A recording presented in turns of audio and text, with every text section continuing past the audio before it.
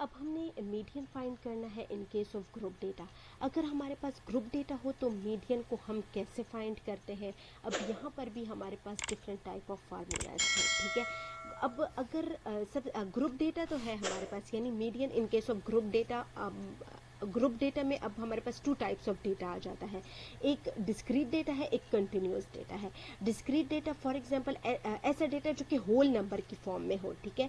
For example number of assistant हो गया, number of family members हो गए, नंबर ऑफ स्टूडेंट्स हो गए, नंबर ऑफ टीचर्स हो गए, नंबर ऑफ डॉक्टर्स हो गए, नंबर ऑफ पेशेंट्स हो गए, ठीक है।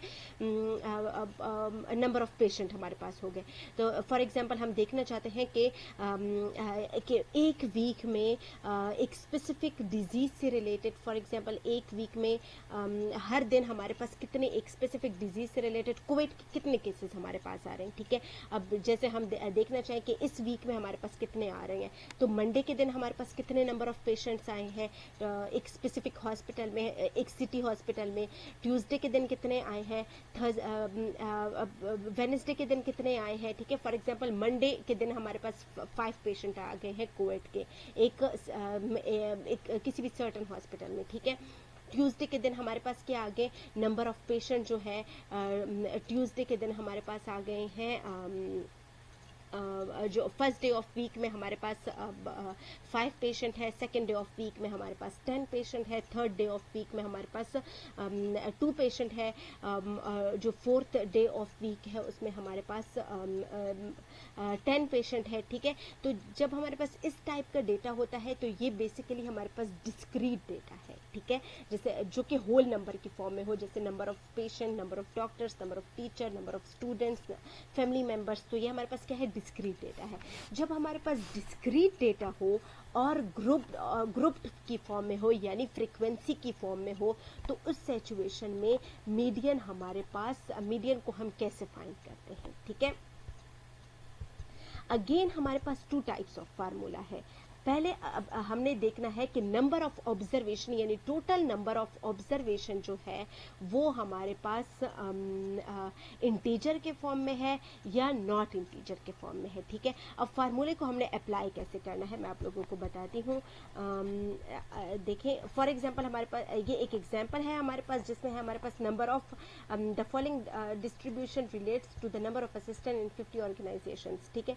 हमारे पास 50 ऑर्गेनाइजेशंस है जिसमें हमने नंबर ऑफ असिस्टेंट्स हमें दी गई है, हमने median number of assistant find करना है। अच्छा, जब भी हम ग्रुप डेटा की फॉर्म में, जब हमारे पास डिस्क्रीट डेटा है, डिस्क्रीट ग्रुप डेटा है, तो उस सिचुएशन में जब भी हम मीडियन फाइंड करेंगे तो हम फ्रीक्वेंसी के बाद कम्युलेटिव फ्रीक्वेंसी भी मस्ट फाइंड करेंगे, ठीक है। कम्युलेटिव फ्रीक्वेंसी फाइंड करना ज़रूरी है। कम्युलेटिव फ्रीक्वेंसी हमने पढ़ा था।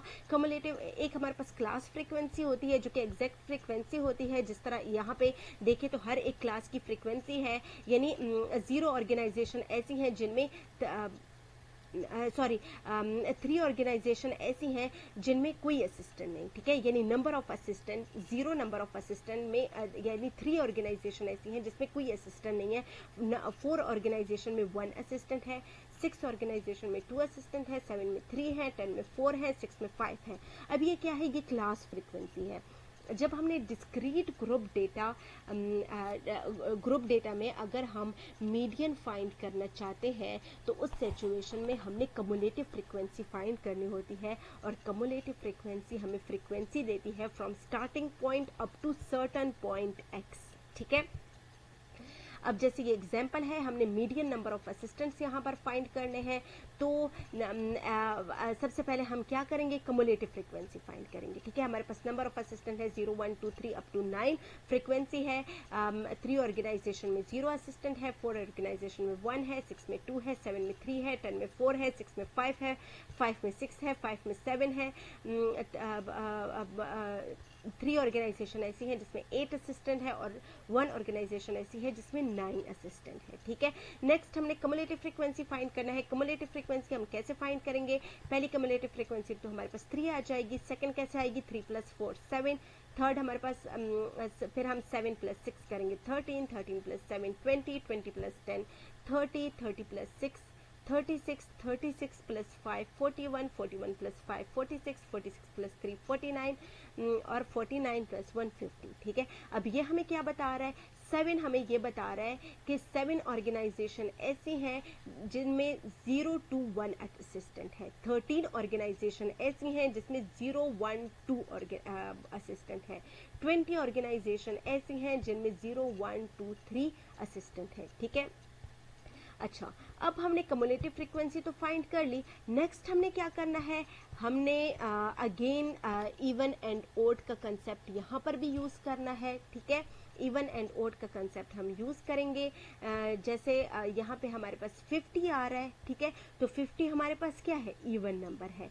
तो मीडियन इस सिचुएशन में हमारे पास क्या होगा, size of n divided by 2 plus n divided by 2 plus 1 observation. ठीक है, तो n डिवाइडेड बाई 2 यानी 50 डिवाइडेड बाई 2, यहाँ पर टोटल नंबर ऑफ जो हमारे पास फ्रीक्वेंसी है, टोटल फ्रीक्वेंसी जो जिसे हम बेसिकली n हमारे पास समेशन f ही होता है। हम फ्रीक्वेंसी के कॉलम को टोटल करते हैं तो हमारे पास n आता है। ठीक है, तो n की जगह हम 50 पुट करेंगे, 50 डिवाइडेड बाई 2 करेंगे, plus n divided by 2 plus 1 की जगह 50 डिवाइडेड बाई 2 प्लस 1 अगेन करेंगे तो हमारे पास आएगा, अच्छा 50 डिवाइडेड बाई 2 से हमारे पास 25 आ जाएगा और 50 डिवाइडेड बाई 2 प्लस 1 से हमारे पास 25 प्लस 1 यानी 26 आ जाएगा। ठीक है, तो मीडियन बेसिकली हमारे पास क्या होगा, size of 25 plus 26 observation divide by 2। ठीक है, डिवाइडेड बाई 2। अब 25 एंड 26 हमारे पास कहाँ से आएगा, यहाँ पे आप आ जाएं, यहाँ पे आप आए 25 एंड 26। अब हमने देखना है कम्युलेटिव फ्रीक्वेंसी को। ठीक है, 25 एंड 26 आपको ये बता रहा है कि जो 25 नंबर की जो ऑब्जर्वेशन है और 26 नंबर की जो ऑब्जर्वेशन है वो आपने लेनी है। ठीक है, तो 25 नंबर की जो ऑब्जर्वेशन है, यहाँ पर 3 तक की ऑब्जर्वेशन फर्स्ट ग्रुप में लाई कर रही है, 1 से लेकर 7 तक की ऑब्जर्वेशन सेकेंड ग्रुप में लाई कर रही है। ठीक है, 1 से लेकर 13 ऑर्गेनाइजेशन ऐसी हैं जिनमें 2 असिस्टेंट है। 1 से लेकर 20 ऑर्गेनाइजेशन ऐसी हैं जिसमें 0 से लेकर 3 तक की के असिस्टेंट हैं। ठीक है, 1 से लेकर 30 तक की ऑर्गेनाइजेशन ऐसी हैं जिनमें 0 to 4 असिस्टेंट है। अब देखिए 25 एंड 26 को अगर आप देखें तो वो इस 30 के ग्रुप्स में आती है। 40 के ग्रुप में हम 30 से अबव 20 है, 20 में तो वो लाई नहीं करती। ठीक है, 20 क्या शो कर रहा है, 1 to 20। ठीक है, हमने कहाँ लेना है, जो 25 और 26 नंबर की ऑब्जर्वेशन है वो कहाँ लाई कर रही है, वो इस 30 के ग्रुप में लाई कर रही है। ठीक है, 30 कम्युलेटिव फ्रीक्वेंसी, क्योंकि ये 30 क्या शो कर रहा है, ये 30 ये शो कर रहा है कि 1 से लेकर 30 तक की ऑर्गेनाइजेशन ऐसी हैं जिसमें 0 to 4 असिस्टेंट है। ठीक है, तो 25 और 26 नंबर की ऑब्जर्वेशन किस में लाई कर रही हैं, इस 30 ग्रुप में लाई कर रही हैं। ठीक है, तो 30 के बिल्कुल सामने आप देखें 4 है, इट्स मीन जो 24 अच्छा इस 30 के ये 30 जो है ये 1 से लेकर 30 तक के तमाम ऑब्जर्वेशन इसमें इंक्लूड है। तो 25 एंड 26 दोनों जो है वो इसी ग्रुप में इंक्लूड है, इसी फ्रीक्वेंसी कम्युलेटिव फ्रीक्वेंसी में इंक्लूड है। और 30 के सामने आप देखें तो 4 है हमारे पास, यानी नंबर ऑफ असिस्टेंट 4 है। तो हमने क्या लेना है, 25 और 26 के सामने यानी 25 और 26 की जगह, दोनों की जगह हमने क्या ले लेना है, 4 ले लेना है। ठीक है, तो 4 plus 4 divided by 2 is equal to 4 करेंगे। इट्स मीन 4 जो फोर्थ यानी 4 नंबर ऑफ असिस्टेंट जो है वो एक ऐसी वैल्यू है जो कि इस डेटा सेट को 2 इक्वल पार्ट में डिवाइड कर रही है। ठीक है, और अगर आप देखें तो ऐसा ही है। ठीक है, यानी इसकी फ्रीक्वेंसी से भी हम अंदाज़ा लगाएंगे, यानी ऑन एवरेज हम कहेंगे कि ऑन एवरेज जो नंबर ऑफ असिस्टेंट है ऑर्गेनाइजेशन में वो ऑलमोस्ट 4 है। ठीक है, यानी ज़्यादातर ऑर्गेनाइजेशन में 4 असिस्टेंट ही है हमारे पास। ठीक है, क्लियर है। तो इन केस ऑफ जब हमारे पास डिस्क्रीट ग्रुप डेटा हो लेकिन यानी ग्रुप डेटा मीन्स के ऐसा डेटा जिसपे फ्रीक्वेंसी का कॉलम है, ठीक है, जिसमें फ्रीक्वेंसी है हमारे पास।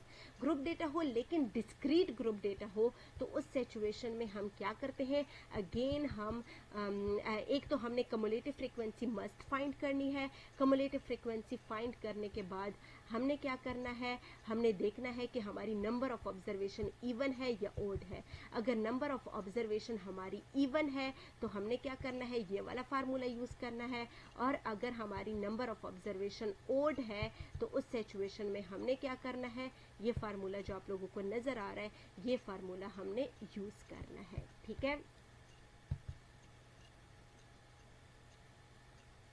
उम्मीद है आप लोगों को समझ आई होगी। फिर भी इससे रिलेटेड कोई भी कंफ्यूजन हो, कोई भी क्वेश्चन हो, तो आप लोग मुझे कांटेक्ट कर सकते हैं। ठीक है, थैंक यू सो मच।